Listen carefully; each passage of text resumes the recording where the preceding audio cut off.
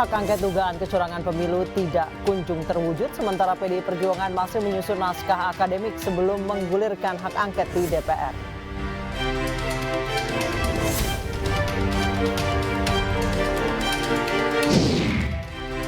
Komisi Pemilihan Umum akan langsung tetapkan hasil pemilu usai merampungkan rekapitulasi suara yang tersisa 5 provinsi.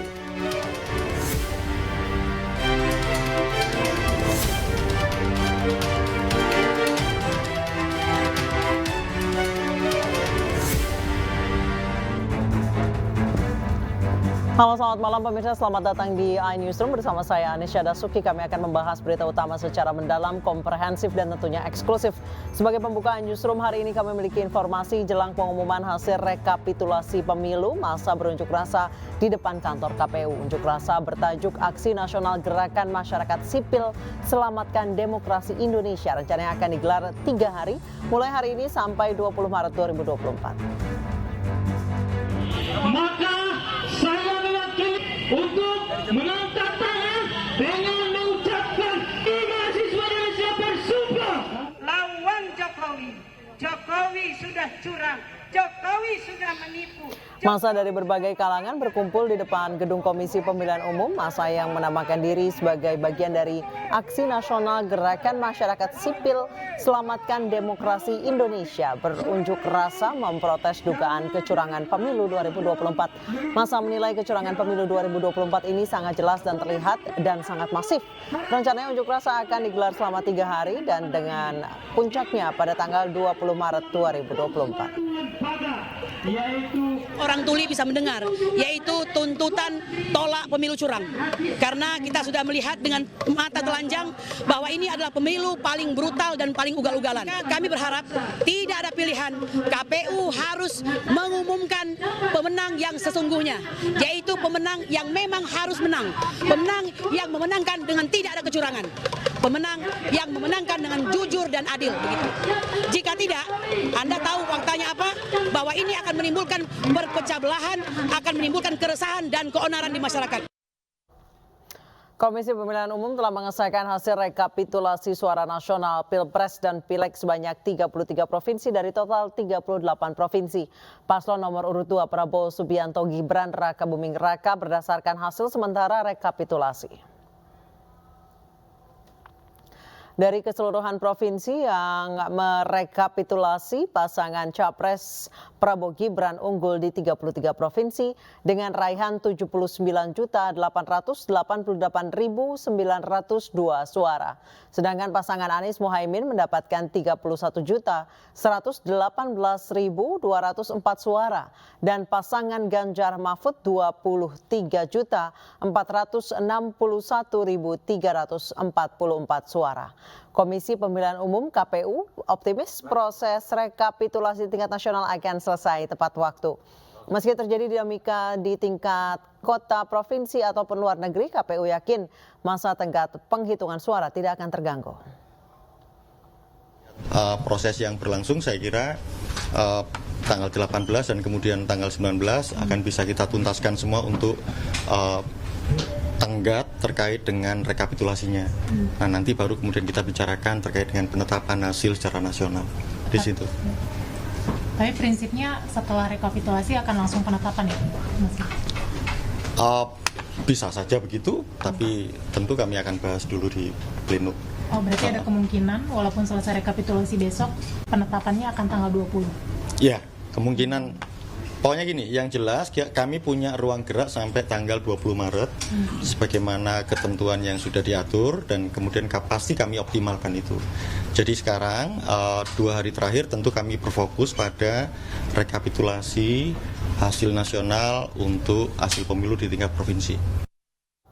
Seperti apa situasi terkini jelang pengumuman hasil pemilu 2024 di kantor KPU Republik Indonesia di Jakarta? Kami telah terhubung dengan rekan Hadisti Arifa di sana. Hadisti, seperti apa suasana terkini di kantor KPU? Apakah demonstrasi masih berlangsung?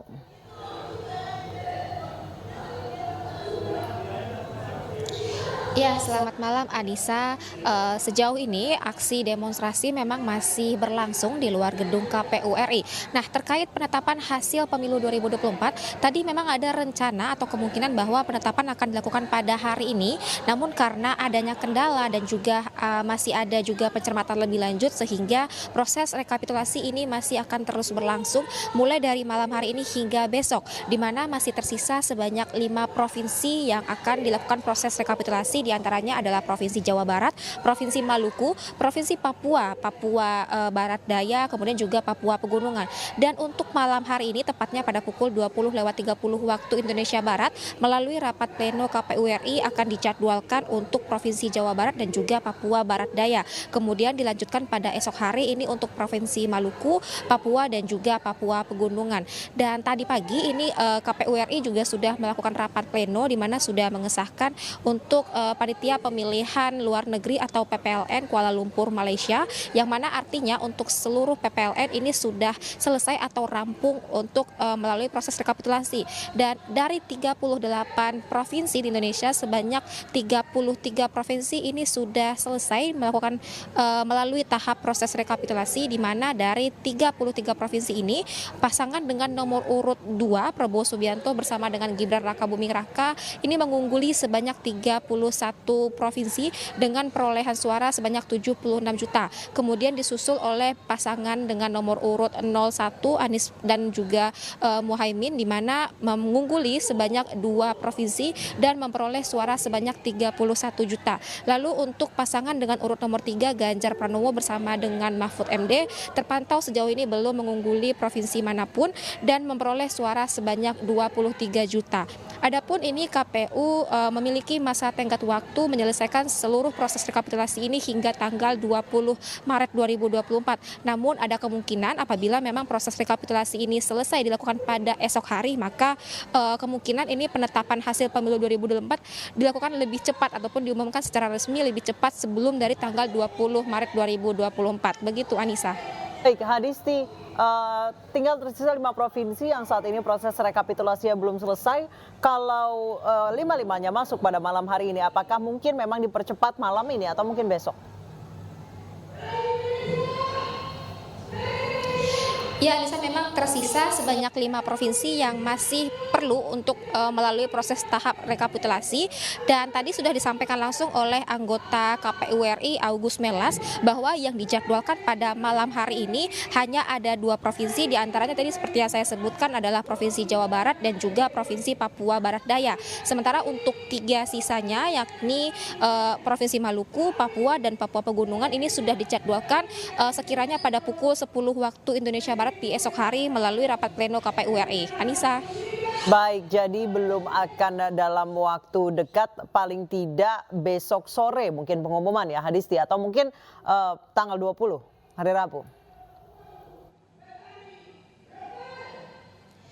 Ya, Anissa, jika memang hasil ataupun proses rekapitulasi ini sudah rampung dilakukan pada besok harinya, untuk yang tersisa mungkin 3 pada besok hari, apabila 3 ataupun kelimanya ini sudah selesai untuk melalui proses rekapitulasi, artinya nantinya pihak KPU ini terlebih dahulu akan melakukan rapat, kemudian barulah akan secara resmi mengumumkan penetapan pemilu 2024. Dan jika memang pada besok hari seluruhnya ini sudah selesai, maka memang akan diumumkan pada besok harinya. Namun jika tidak memungkinkan selesai di besok, kemungkinan akan diumumkan secara resmi pada hari Rabu, tepatnya 20 Maret 2024. Namun memang KPU ini diberi batas waktu ataupun tenggat waktu hanya sampai pada hari Rabu nanti, tepatnya 20 Maret 2024. Anissa. Ini saya dengar di belakang kamu masih ada suara demo, apakah ada rencana dibubarkan oleh aparat? Ya, sejauh ini memang aksi demo di depan gedung KPU RI masih terus berlangsung. Saya pun juga ini berada di dalam gedung KPU masih mendengar orasi-orasi yang disampaikan oleh aktivis-aktivis tentunya di luar sana. Dan sejauh ini juga belum terlihat adanya tanda-tanda bubar dari para pendemo dan belum diketahui juga kapan aksi demo ini nantinya akan berakhir ataupun dibubarkan, Anissa. Baik, terima kasih Hadisti Arifah atas laporannya dari kantor KPU Jakarta. Selamat bertugas kembali. Pemirsa, Karopenmas Divisi Humas Polri Brigjen Pol Truno Yudo Wisnu Andiko mengatakan bahwa situasi pasca pemilu 2024 masih aman terkendali. Polri telah melakukan pengamanan sesuai dengan aturan dan undang-undang. Alhamdulillah situasi aman, terkendali, kemudian damai dan sejuk. Tentunya ini juga berkat seluruh elemen masyarakat bergandengan tangan bagaimana membuat suasana ini dan juga momentum bulan Ramadan adalah bulan berkah. Itu rekan-rekan yang bisa kami sampaikan. Dinamika setiap perkembangan pada tahapan pemilu rekan-rekan media juga monitor ya. Tentu yang disampaikan tadi terkait dengan penyampaian atau kebebasan mengungkapkan pendapat di muka umum tentu telah diatur dalam peraturan undang-undang ya. Artinya segala sesuatu dalam mengungkapkan pendapat secara konstitusi dibolehkan, namun demikian secara hukum diatur, secara undang-undang diatur, maka Polri akan melakukan pengamanan sebagai koridor pengamanan karena salah satu daripada kehidupan bermasyarakat dalam mengungkapkan pendapat, tentu Polri akan mengamankan sebagaimana koridor pada aturan undang-undang yang berlaku. Tentu ada ya terkait dengan pengamanan dan ini menjadi kewajiban bagi kita atau Polri untuk melakukan pengamanan yang termasuk di dalam operasi Mantap Brata 2024. Yang dikedepankannya adalah kan preemptif dan juga preventif. Itu rekan-rekan. Resah hak angket dugaan kecurangan pemilu tidak kunjung terwujud. Koalisi Perubahan pengusung Capres Anies Baswedan berencana mengusulkan hak angket lebih dulu. Sementara PD Perjuangan masih menyusun naskah akademik sebelum menggulirkan hak angket di DPR.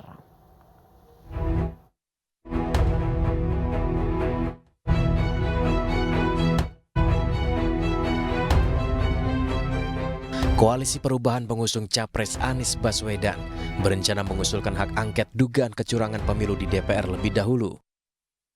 Ketiga parpol itu adalah Partai Nasdem, PKB, dan PKS. Mereka resah lantaran usulan hak angket terkesan lambat dan tak kunjung terwujud. Ketiga parpol berharap bisa benar-benar sejalan dengan PDI Perjuangan dalam menggulirkan hak angket di DPR. Kalau saling menunggu, mengapa kita tidak mulai saja? Jadi kalau hanya mengusulkan, saya ulang ya, kalau hanya mengusulkan 25 nama lebih dari satu fraksi, kita kan bisa bertiga. Nah, kalau ide ini diterima, kami berharap bertemu PDIP di paripurna. Ya dong. Berarti itu artinya begini, kita rasional. Kalau kami terus yang maju, hanya kami bertiga ini tidak bakal menang. Sebaliknya juga, kalau PDIP sendiri yang maju tidak bakal menang. Tapi kalau tunggu-tunggu begini nggak ada yang mulai, kami akan ajukan usul. Para sekjen akan ajukan usul kepada pimpinan. Bagaimana kalau kita mulai, pengusulannya kita yang mulai, tiga partai ini. Sementara itu, PDI Perjuangan telah menyusun naskah akademik sebanyak 101 halaman terkait implementasi sejumlah undang-undang yang berbau penyalahgunaan kekuasaan dan pelanggaran hukum. Naskah disunting langsung oleh Cawapres nomor urut 3, Mahfud MD. Menurut Mahfud, Ketua Umum PDI Perjuangan Megawati Soekarno Putri serius mengawal hak angket meski tidak turun tangan langsung. Tadi saya katakan Bu Mega itu bukan tidak mau memimpin. Jangan dibilang Bu Mega diajak memimpin lalu tidak bukan. Bu Mega itu mau. Tetapi ini belum saatnya karena perkembangan politik itu masih dinamis, masih banyak yang akan terjadi.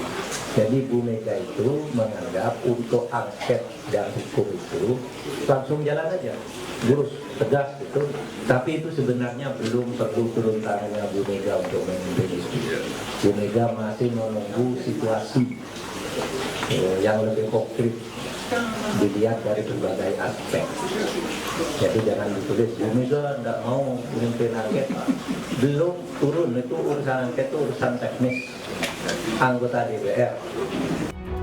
Belum lama ini 50 tokoh masyarakat dari berbagai kalangan juga mendorong para ketua umum parpol untuk segera mengajukan hak angket. Mereka menulis surat kepada Ketua Umum PDI Perjuangan, Ketua Umum PKB, Ketua Umum Partai Nasdem, Sekjen PKS, dan Ketua Umum P3. Hak angket adalah salah satu hak yang dimiliki DPR untuk menyelidiki pelaksanaan undang-undang atau kebijakan pemerintah yang menyangkut hal penting, strategis, dan berdampak besar bagi bangsa, negara, dan rakyat. Meski hak angket tak bisa serta-merta mengubah hasil pemilu, namun hak angket diharapkan bakal membuktikan adanya praktik kecurangan dalam pemilu. Tim Liputan iNews melaporkan. Sementara itu PDI Perjuangan menemukan adanya algoritma yang digunakan untuk menghalangi perolehan suara Ganjar Mahfud sehingga tidak bisa menembus 17% dalam Pilpres 2024. Hasil audit forensik bahkan menyebut pemilihan presiden 2024 seharusnya berlangsung dalam 2 putaran. Dan kami banyak bertemu dengan para pakar IT yang menemukan persoalan yang sangat fundamental.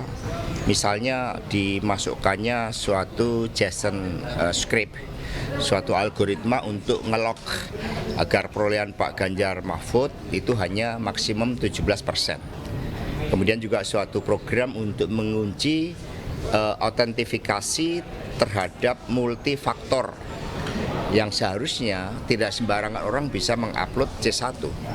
Juga data-data bahwa quick count pun itu diintercept. Nah, sehingga dari kejadian-kejadian seperti itu kami dalami dan ini memerlukan suatu audit forensik serta audit meta C1. Ini yang kami lakukan sebagai bagian dari temuan-temuan yang sangat penting. Bahkan menurut para pakar IT tersebut, pemilu seharusnya berlangsung 2 putaran.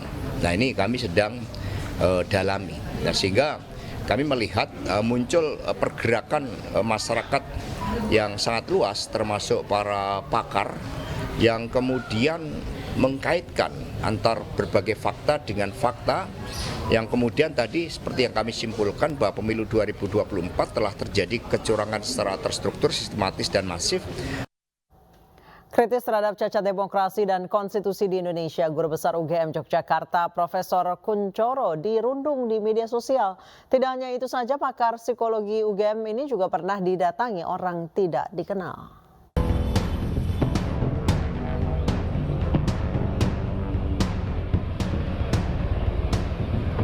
Sejak bersikap kritis dengan mengeluarkan petisi yang ditujukan untuk Presiden Joko Widodo pada 31 Januari lalu, Guru Besar Universitas Gadjah Mada Yogyakarta, Profesor Kunchoro, mengaku mendapat perundungan dan dugaan intimidasi. Perundungan ia terima melalui media sosial. Tak hanya itu saja, kediaman Guru Besar Psikologi UGM ini juga pernah didatangi oleh orang tak dikenal.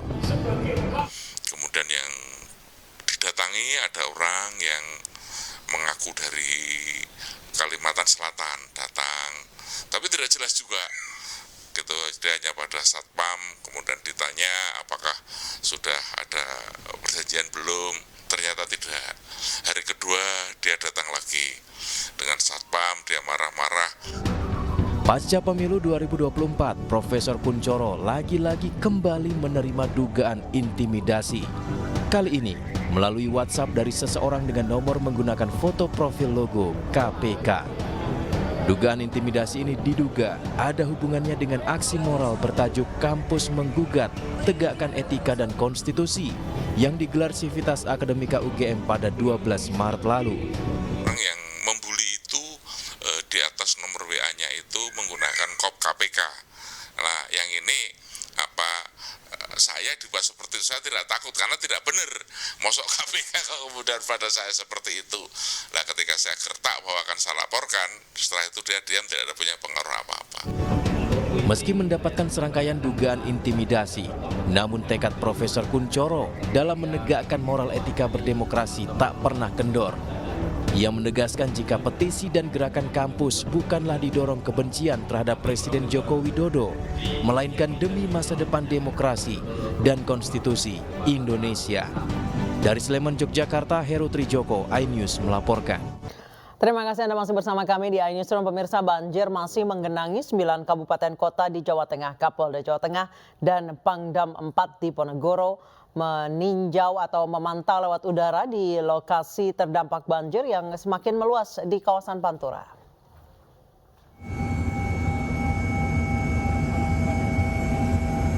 9 kabupaten di kota provinsi Jawa Tengah, yakni Kota Semarang, Kabupaten Demak, Kudus, Pati, Kendal, Pekalongan, Grobogan, Jepara, dan Blora terdampak banjir.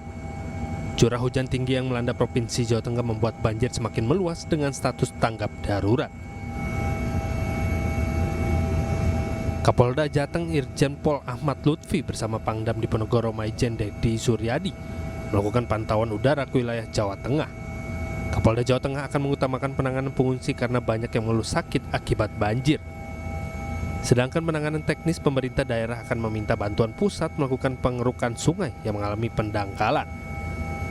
Curah hujan yang tinggi, kemudian drainase yang kurang kuat mengakibatkan masyarakat kita terdampak daripada banjir. Tapi yang paling utama yang menjadi pembelajaran saya dengan Pangdam bahwa untuk sesegera mungkin ini akan kita rapatkan dengan tingkat nasional. TNI Polri harus dengan stakeholder yang ada bersama-sama mengatasi masyarakat, terutama dampak daripada banjir. Pertama, pengungsi. Hingga kini banjir terparah terjadi di Kabupaten Demak, Pati, Kudus, dan Jepara. Sementara ratusan ribu jiwa terdampak banjir masih mengungsi di posko pengungsian daerah. Dari Semarang, Jawa Tengah, Wisnu Wardana, iNews melaporkan. Banjir bandang akibat 6 tanggul jebol di Kabupaten Demak, Jawa Tengah kian meluas. Banjir yang semakin tinggi membuat lalu lintas di jalur Pantura lumpuh dan ribuan warga mengungsi.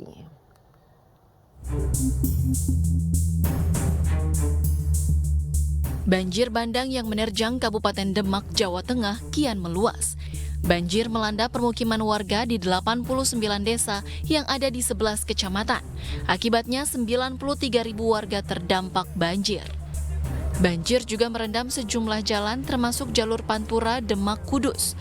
Lalu lintas pun lumpuh dan menghambat aktivitas warga. Banjir terjadi akibat 6 tanggul yang jebol usai diguyur hujan deras. Sejumlah alat berat pun diterjunkan untuk memperbaiki tanggul jebol.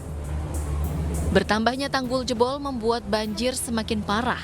Ribuan warga pun mengungsi karena air yang merendam rumah mereka semakin tinggi. Arus banjir di sejumlah titik bahkan semakin deras. Mulai dari kemarin dari Jumat. Terus evakuasi tinggi-tingginya? Ini tadi pagi ini, menjelang siang ini tadi udah semakin naik karena apa?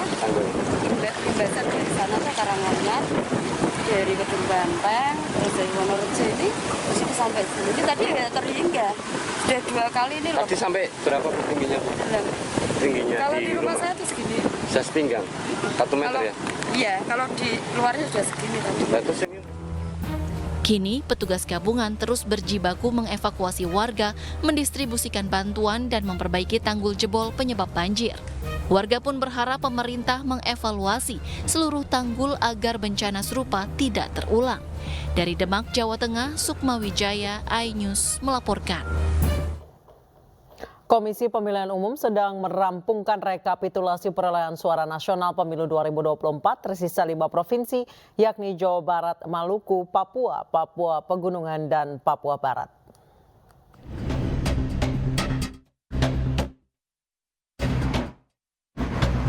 Komisi Pemilihan Umum akan segera merampungkan rekapitulasi perolehan suara nasional pemilu 2024. Total, KPU telah menyelesaikan penghitungan perolehan suara di 33 provinsi. Tersisa 5 provinsi yang masih dalam proses rekapitulasi, yakni Jawa Barat, Maluku, Papua, Papua Pegunungan, dan Papua Barat. Dari hasil rekapitulasi di 33 provinsi yang telah rampung, paslon Capres-Cawapres nomor urut 2 Prabowo Subianto Gibran Rakabuming Raka unggul di 31 provinsi. Sementara paslon Capres-Cawapres Anies Baswedan Muhaimin Iskandar unggul di 2 provinsi, yakni Sumatera Barat dan Aceh. Sedangkan paslon Capres-Cawapres Ganjar Pranowo Mahfud MD tercatat berada di peringkat ketiga dari hasil rekapitulasi KPU di 33 provinsi. Sementara untuk di luar negeri, sebanyak 127 PPLN telah melaksanakan rekapitulasi nasional. Data rincian perolehan suara pasangan calon presiden wakil presiden untuk PPLN. Pasangan calon nomor 1, 125110. Pasangan calon nomor 2427 berapa tuh? 871. Pasangan calon nomor 3 118385. KPU akan langsung mengumumkan penetapan hasil pemilu 2024 jika 38 provinsi terampung rekapitulasi nasional. Sementara itu, batas akhir penetapan hasil pemilu ialah 20 Maret 2024. Dari Jakarta, Tim Liputan iNews melaporkan.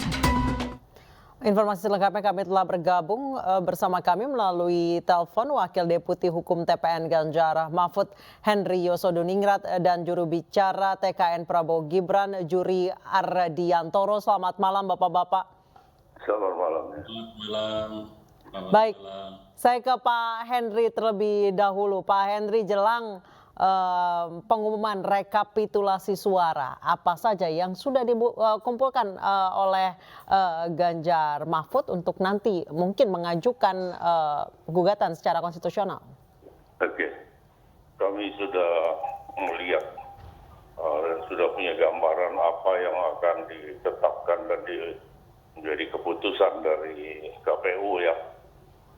Dalam hal ini kami tidak melihatnya dari segi kuantitatif ya, tapi kualitatif. Ya.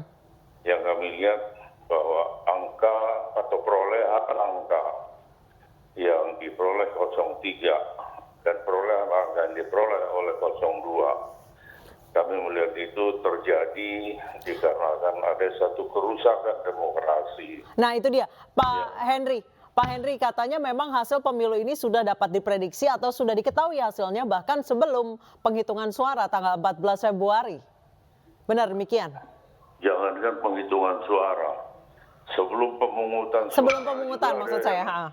Ya, sebelum pemungutan suara banyak orang yang sudah mengatakan bahwa ini yang akan unggul. Jadi seakan-akan sudah didesain demikian rupa tata caranya ya, yang dibuat secara terstruktur dan sistematis, ya, sistematis dan masif, yang dampaknya menguntungkan atau sengaja diciptakan untuk menguntungkan pasangan 02. Jadi kami tidak menyalahkan tim pemenangnya atau tim kampanyenya. Yang kami salahkan di sini adalah satu sistem yang diciptakan yang sebagai intelektual, kalau di dalam tindak pidana intelektual dadernya ya, ya pelaku yang mendesain itu adalah Jokowi dengan mengerahkan atau memobilisasi kekuasaan aparatur negara dan sebagainya. Baik, saya langsung tanya tanggapannya Pak Juri, silakan. Terima kasih Mbak. Jadi saya mengikuti langsung proses rekapitulasi penghitungan suara di KPU ya secara nasional, dan dari proses yang berlangsung tinggal 5 provinsi dari 38 provinsi, kita sudah bisa melihat gambaran bagaimana proses penghitungan suara di TPS, rekapitulasi di kecamatan dan seterusnya. Kenapa? Karena kita bisa lihat dari data-data yang masuk, catatan-catatan keberatan yang ada, itu jelas menunjukkan atau menggambarkan bahwa secara umum pelaksanaan Pilpres khususnya itu tidak memperlihatkan ada masalah. Ada beberapa masalah atau dinamika di dalam penghitungan dan rekapitulasi itu lebih banyak didominasi oleh pemilihan legislatif, oleh pihak-pihak yang. Jadi Mas Juri menurut Anda proses pemungutan dan penghitungan suara ini tidak ada masalah? Ya, jadi saya lihat data bahwa kalau ada masalah di penghitungan suara, maka akan tergambar di pemungutan dan penghitungan ada masalah. Ada keberatan atau tidak, ada penandatangan saksi atau tidak, semuanya bisa dilihat. Baik, berarti menurut Anda masalah itu hanya secara administrasi ya, Pak Henry silakan. Saya ngomong. Jadi begini, kalau pemungutan suara dan penghitungan suara memang tidak ada masalah, ya bukan hanya masalah administrasi, tapi hal atau dampak yang ditimbulkan sehingga terjadi jumlah penghitungan itu menjadi seperti itu yang masalah. Itu, paham nggak ada? Oke. Pak Juri mungkin boleh langsung ditanggapi? Ya, saya belum bisa selesai tadi ya. Baik. Jadi, nah, lihat gambaran administrasinya seperti itu. Nah, lalu kalau ada dugaan-dugaan pelanggaran pemilu atau kecurangan pemilu, tentu kita sudah tahu bagaimana mekanisme hukumnya yang harus bisa kita lakukan untuk mengadvokasi kalau ada masalah-masalah hukum di situ. Ya. Saya mau bilang bahwa secara gambaran dalam proses pemungutan penghitungan rekapitulasi suara itu relatif tidak ada masalah. Nah, kalau Bang Henry tadi mengatakan ada situasi di luar pelaksanaan pemilihan umum itu yang membuat pemilu tidak berlangsung fair, tentu ini debatable ya. Orang bisa mengatakan iya, bisa mengatakan tidak, dan tentu masing-masing pihak bisa menjelaskan alasan-alasannya, termasuk dari 01 atau 03. Kalau ada dugaan-dugaan kecurangan seperti itu bisa juga disampaikan dan dibuktikan. Tapi kalau dibilang bahwa sebelum pemilu sudah tahu hasilnya, itu semata-mata bukan karena ada angka yang sudah disediakan untuk yang menang siapa, yang kalah siapa.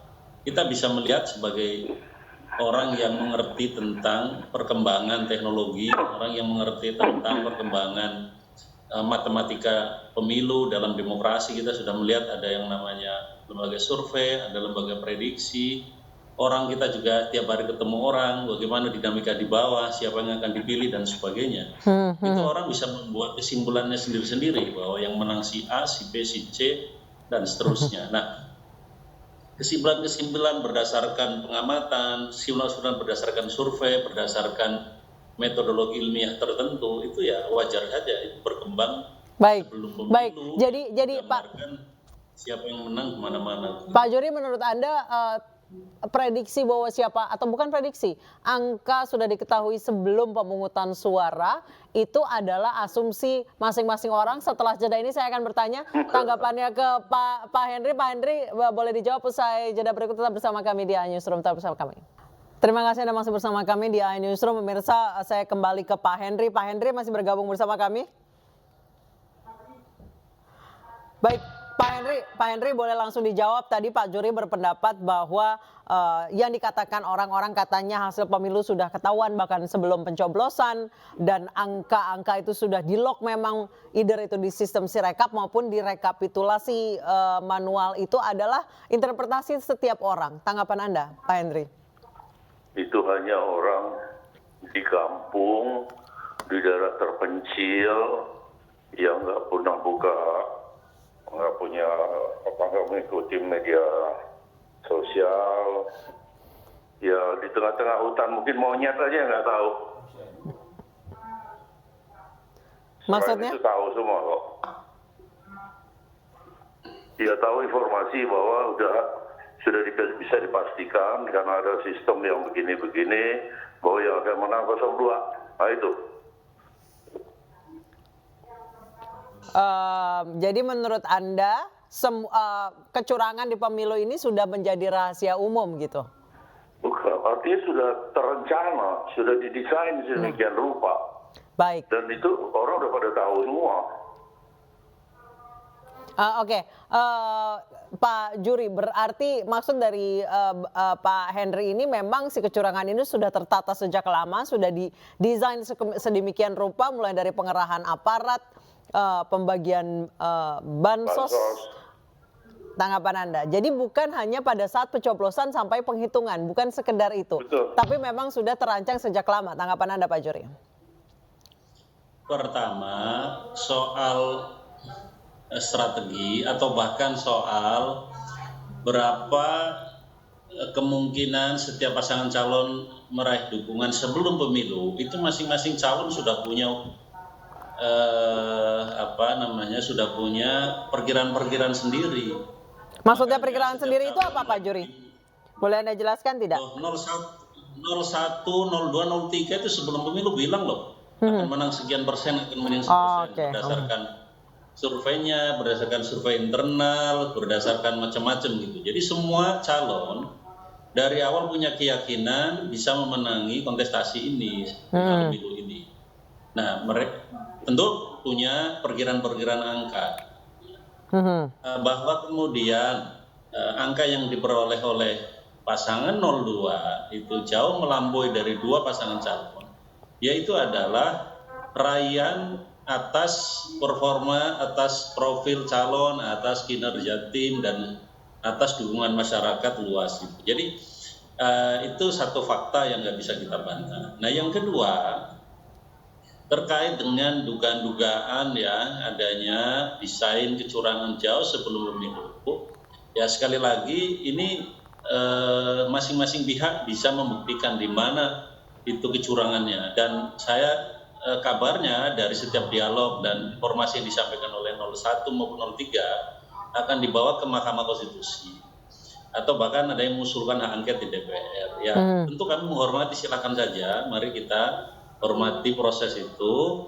Seperti apa kira-kira yang dimaksud dengan kecurangan atau desain kecurangan sebelum pemilu, dan apakah itu ada kaitannya dengan pemilu atau tidak, dan apakah berpengaruh terhadap hasil pemilu, ya silakan saja prosesnya. Tetapi dari kami 02 selama ini sudah sudah sejak awal ingin juga sama dengan calon pemilu yang lain, bahwa pemilu itu ya harus berlangsung secara fair. Itu sejak awal kita juga ingin begitu. Baik. Iya kan, bahwa kemudian kami mampu mengungguli dari calon yang lain, tentu ini ada banyak penjelasan yang Baik, Bung Henry, silakan. Saya nggak begitu jelas dengar. Gimana, Pak? Saya nggak begitu jelas dengan suara tadi kecil banget. Suara Pak Juri kecil ya. Pokoknya pada intinya adalah bahwa ya silahkan dibuktikan kalau memang kecurangan ini berlangsung sebelum pemungutan suara atau pencoblosan. Akan kami buktikan, akan saya buktikan. Baik, kami mendengar baru-baru ini bahwa Sekjen PDI Perjuangan menyebut bahwa akan membawa saksi satu Kapolda nanti jika bersidang di Mahkamah Konstitusi. Ini terkait apa, Pak Henry, kalau Anda sudah mengetahui? Itu tentunya berkaitan dengan yang saya katakan secara terstruktur, mengerahkan aparatur, ya. Kemudian yang berkaitan dengan elektoral, ya. Tapi belum apa-apa, Kapolri sudah mengatakan bahwa tidak akan diberikan izin dan akan dikenakan sanksi. Oke. Baik, jadi memang ada upaya intimidasi juga ke masyarakat menurut Anda? Loh, saya sudah pernah katakan berkali-kali bahwa ada di satu desa di Makassar, kemudian ada oknum TNI, Polri, oknum ya, tapi nggak mungkin lah oknum itu punya inisiatif sendiri, punya kepentingan pribadi, yang mengancam kepala desa, mengatakan kalau masih mau tidur sama istrinya, jangan memberikan dukungan segala macam pada pasangan 03 dan 01, dan diarahkan ke 02, itu satu. Kemudian ada bupati di Sukoharjo, kemudian ada lagi kader kami, gubernur Bali, ya, kemudian diarahkan, ditekan untuk tidak memberikan dukungan atau stop kegiatan-kegiatan untuk kepentingan 03, ya. Tapi karena dia adalah kader partai, ya, kemudian dia dengan segala militansinya, dia tetap melakukan kegiatan itu karena calon yang diajukan oleh partainya, kan gitu. Nah, kemudian yang bersangkutan masuklah ada Dumas, pengaduan masyarakat, ya rekayasa itu. Nah, 2 minggu setelah itu langsung dipanggil oleh Kapolda. Dia selevel gubernur aja begitu, dan itu banyak. Makanya saya katakan itu terstruktur, ya, sistematis dan masif. Baik. Nanti semuanya akan saya buka di persidangan, ya, di sidang DMK. Dan sekarang saya harus stop dulu karena saya ada kegiatan lain yang penting banget juga, ya. Baik, terakhir saya ke Pak Juri sebelum kita closing. Pak Juri, seperti apa dari kubu pasangan nomor urut 2 untuk mengcounter tudingan-tudingan bahwa memang pemilu ini sudah by design sejak awal sampai ke hasilnya pun sudah tertulis di atas kertas dalam tanda kutip? Jadi kalau klaim tentang kecurangan atau klaim tentang penyalahgunaan kewenangan itu sebetulnya tidak hanya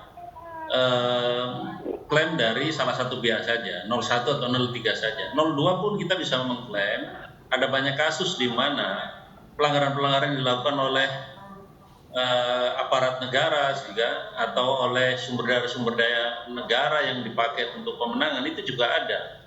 Kita pernah melaporkan atau kita pernah menyampaikan ada PJ gubernur, PJ kepala daerah yang juga berpihak kepada salah satu pasangan calon. Ada pengerahan kepala desa dari pihak lain juga ada.